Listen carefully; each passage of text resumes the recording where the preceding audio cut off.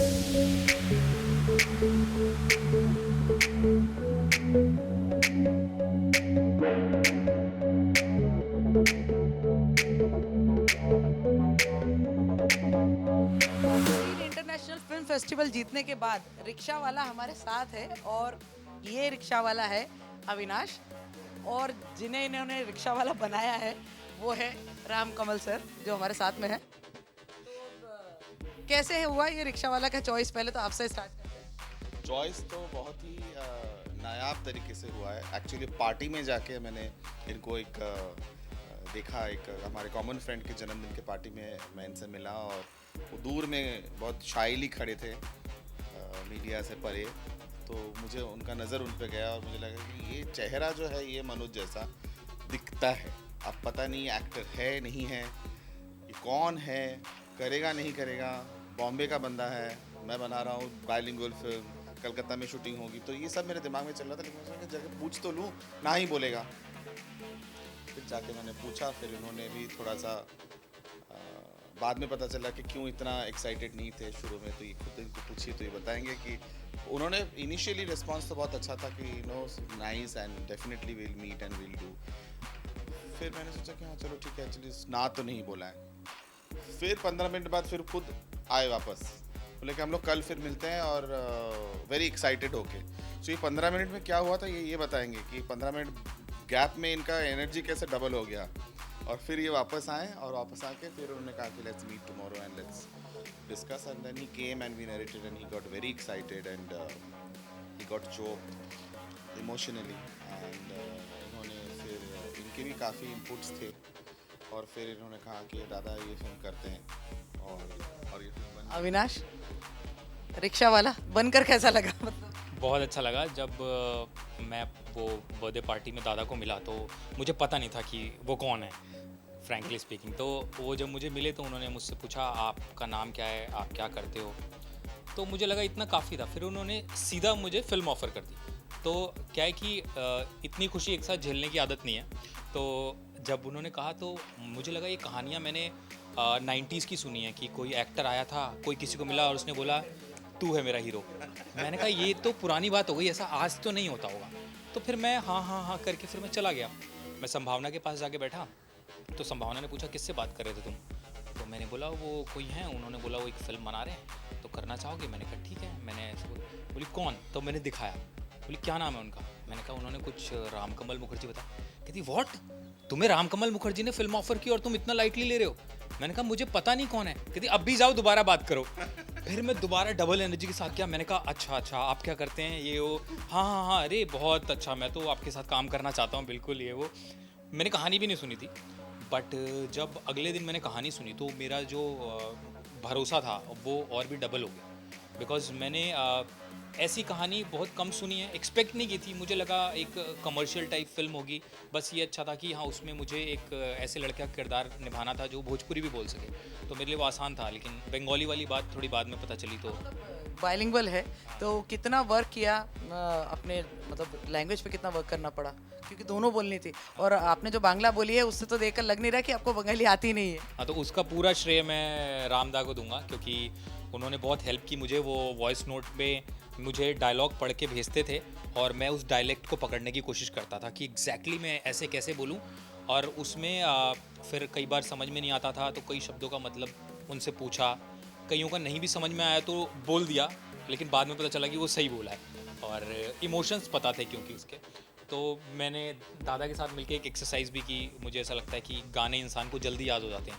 जैसे अरेबिक गाने कुछ हैं जो मैं सुनता था तो मेरी ज़बान पे चढ़ जाते थे। तो मुझे लगा अगर मैं गाना सीख लूँ कोई, तो मैं ऐसे गाना सीख के और उसको गा गा के दादा को वॉइस नोट भेजता था। ये बोलते थे हाँ हाँ हाँ ट्रैक पे आ रहा है, धीरे धीरे आ रहा है।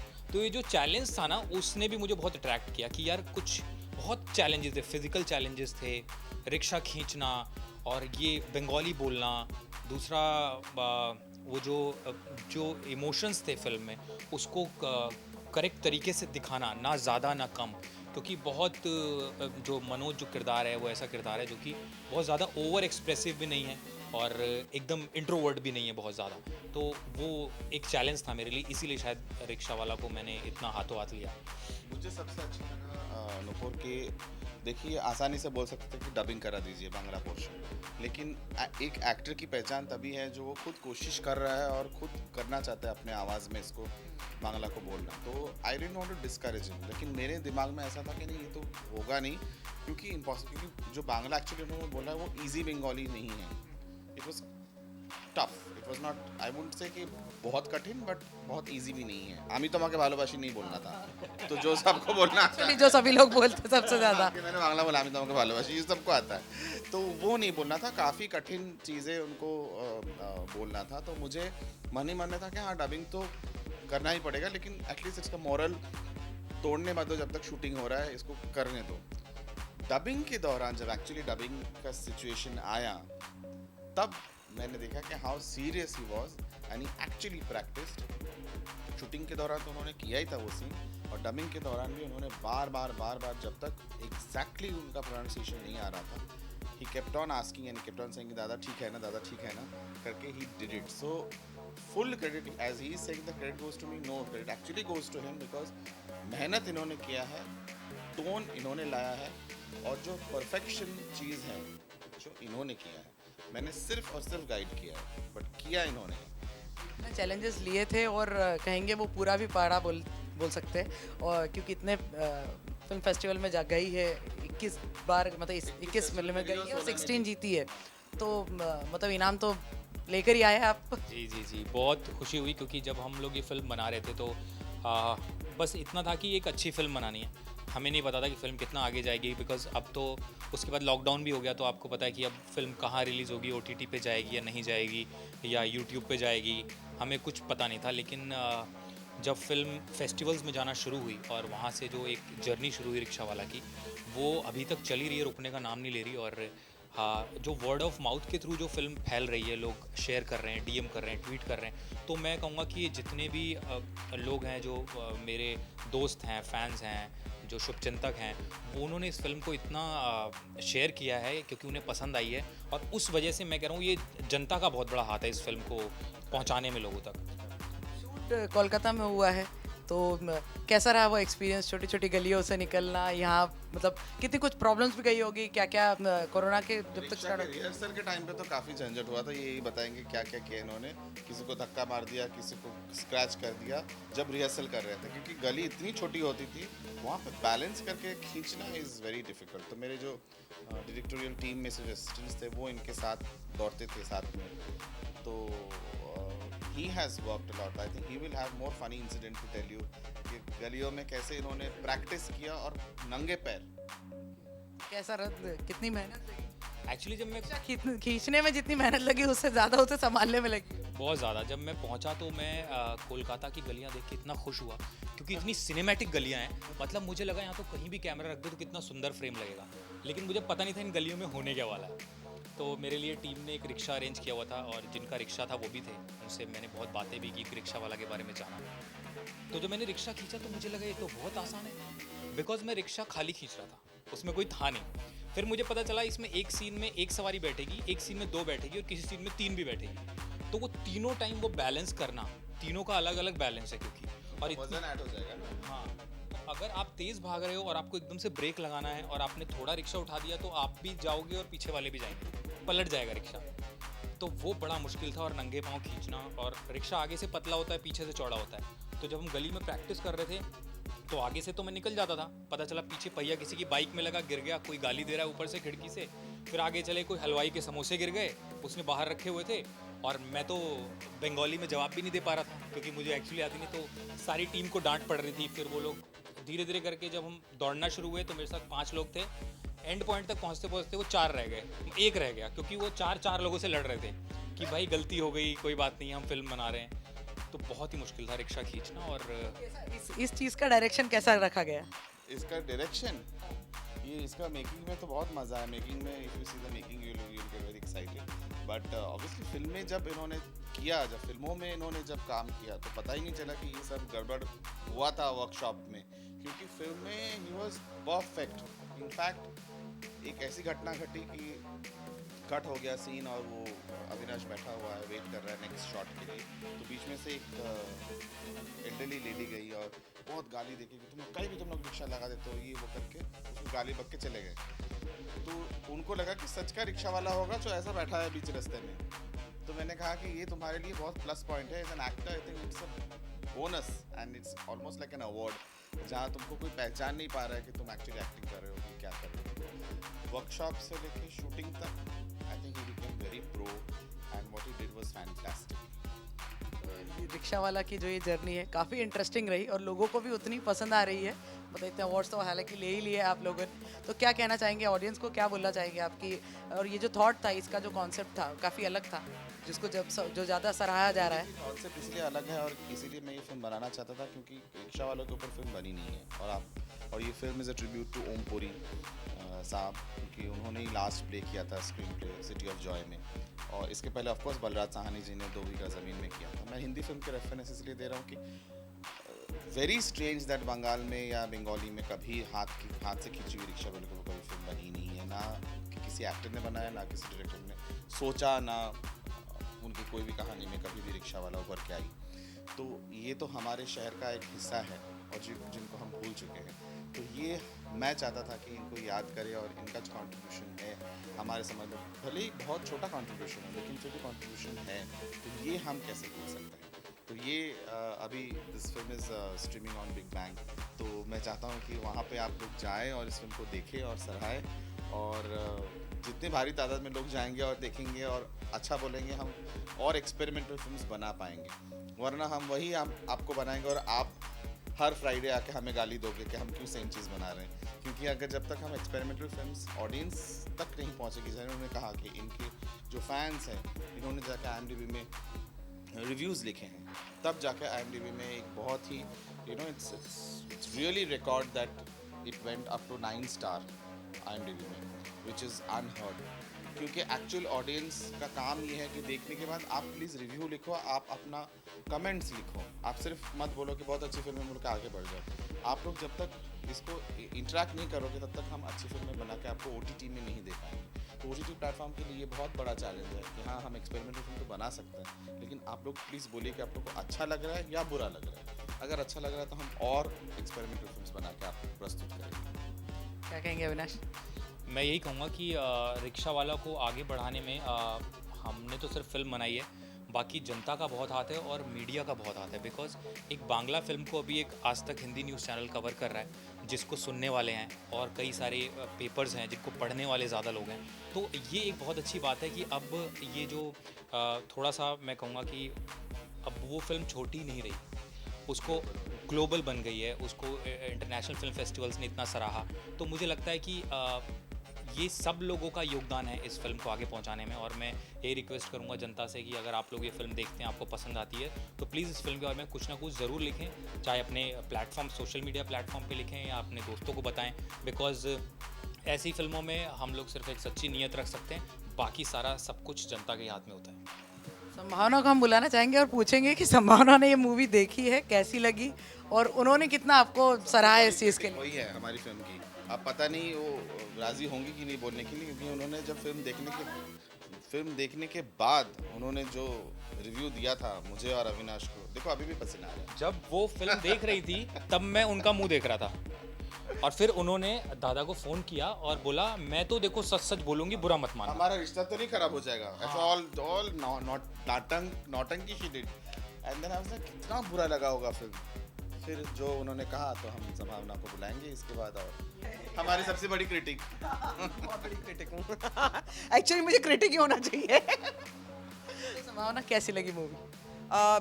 एक्चुअली मैं खुद भी बहुत घबराई हुई थी जब मैंने मूवी देखी, बिकॉज मेरी प्रॉब्लम क्या है कि मैं झूठ नहीं बोल पाती हूँ। वो हमने सुना ना बहुत ये मेरा मतलब it's like the honesty that I carry. तो मैं झूठ नहीं बोल पाती। तो him as a friend Ram और Avinash as a husband obviously who has acted in the film, तो मैं ना बहुत घबराई हुई थी कि दोनों को जवाब देना है मुझे, मैं कैसे बोलूँगी। एक होता है क्योंकि आप जब लोगों के हमारे व्लॉग्स के ज़रिए लोगों के बड़े सारे कमेंट्स आ रहे थे कि फिल्म देखी बहुत अच्छी है, फिल्म देखी बहुत अच्छी है। तो मुझे लग रहा था कि ये बहुत अच्छी है, बहुत अच्छी है, सिर्फ प्यार ऐसे ही तो नहीं दे रहे हैं बिकॉज ऑफ ब्लॉग्स। तो जब मैंने फिल्म देखी ना तो मैं बहुत चुपचाप वो फिल्म देखती गई, और मैं इतना मुझे पता लग रहा था कि साइड से अविनाश फिल्म नहीं देख रहा है, वो मुझे देख रहा है, क्योंकि ये बहुत घबराया हुआ था कि मैं क्या बोलूँगी। तो होता ही है ना, यू नो, एक फीडबैक चाहिए होता है, और ये फर्स्ट फीडबैक अविनाश को मिला। Honest feedback. सो मैंने फिल्म खत्म होने के बाद ऑब्वियसली जब मैंने फिल्म देखी, मेरे को इतना फिल्म की मेकिंग में जो ऑनेस्टी राम ने डाली है और उतनी ही ऑनेस्टली जैसे अविनाश ने परफॉर्म किया है, तो ये ना एक चीज़ नहीं होती जो फिल्म को उठाती है, ये सारी चीज़ें, you know, it's a mixture of a lot of things जो कि फिल्म बनती है जब अच्छी।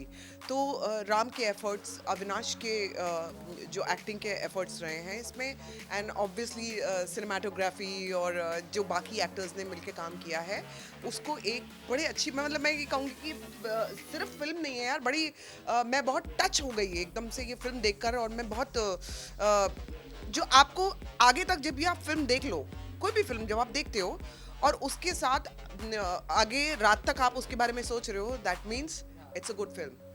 एंड इनफैक्ट आप पे छोड़ी है, कहीं ना कहीं आपको टच की है, कहीं ना कहीं आप वो फील आपको आया है।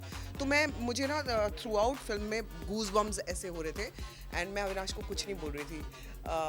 उसके बाद मैंने अविनाश को बोला, तुम सही मुझसे सुनना चाहते हो? तो अविनाश वाज लाइक, सही मतलब कुछ गड़बड़ हुआ है क्या? तो दो आपको पता होता है कि फिल्म अच्छी बनी है, बट पता नहीं है मेरी वाइफ, मेरी बीवी एक तो ऐसी है, ये पता नहीं क्या बोलेगी। तो आई was like, you know, you have done a ट्रेमेंडस job. और उसके बाद मैंने राम को कॉल किया, फिर राम घबरा गया। तुम्हारा रिश्ता तो खत्म नहीं हो जाएगा, तुम मुझे गलत तो नहीं समझोगे? इतना बुरा लगा, कितना बुरा लगा। राम मुझे बोला कि इतनी बुरी लगी है तुम्हें फिल्म? मैंने कहा यार मैं सच बोलना पसंद करती हूँ। मैंने कहा थोड़ा सा डर तो बिठाऊं जरा, बड़ा खुशी राम ऐसे ही थोड़ी निकल जाएगा। So then I told him that, you know, I am so proud of you and I am so proud of my friend, I know him for, you know, so many years. And उसके बाद जब आप अपने दोस्त को आगे बढ़ता हुआ देखते हो, ऑब्वियसली विद हस्बैंड, तो आपको बहुत खुशी होती है। सो ये दो मेरे अपने हैं जिन्होंने फिल्म बनाई और फिल्म में काम किया, and the outcome is very nice and it has come out very beautifully.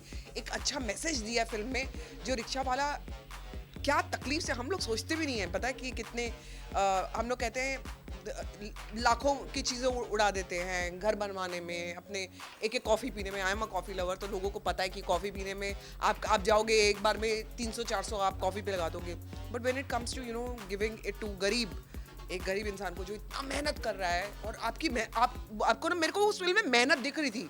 सो अविनाश को मैं अविनाश की तरह नहीं देख रही थी, I could, you know, actually relate कि एक रिक्शा वाला है और जो कि इतनी मेहनत कर रहा है, और वहाँ पे लोग कह रहे हैं नहीं 5 रुपए नहीं, हम 3 देंगे या 2 देंगे, यू नो, 2 टका व्हाट्स इट कॉल्ड, तो इतना ही देंगे। और कह रहे हैं इतना पसीना है, इतनी गर्मी है, कहता है मतलब ठंड होती तो तुम कम लेते क्या हमसे, मतलब ठंड होती तो हमसे डिस्काउंट दे देते क्या, चुपचाप बैठ।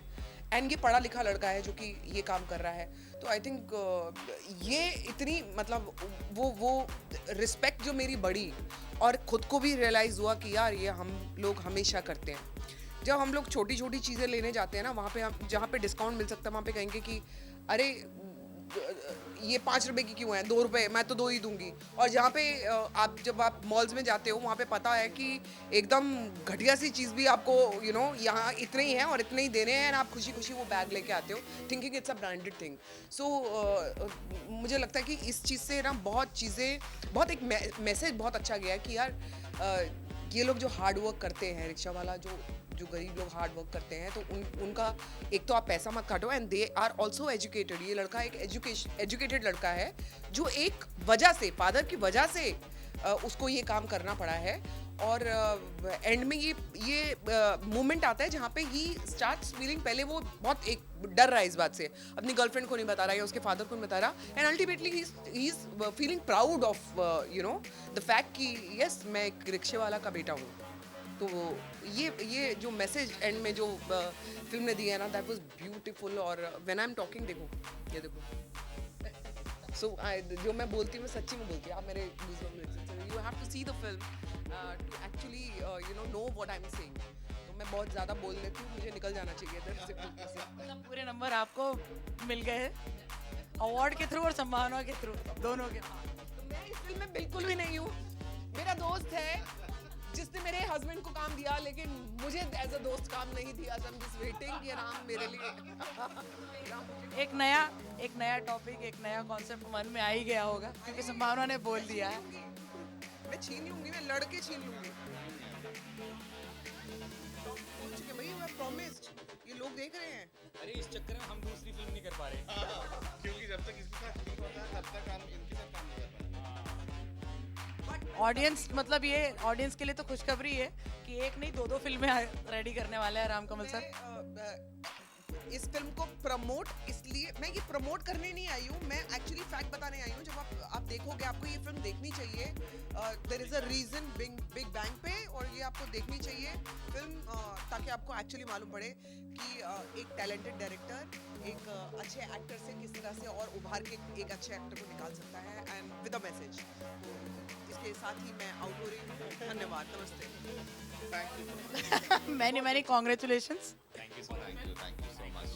Thank you so much. Means a lot. And यही है कि मैं आखिर में यही कहना चाहूँगा कि आप लोग प्लीज़ इस फिल्म को जाइए, देखिए।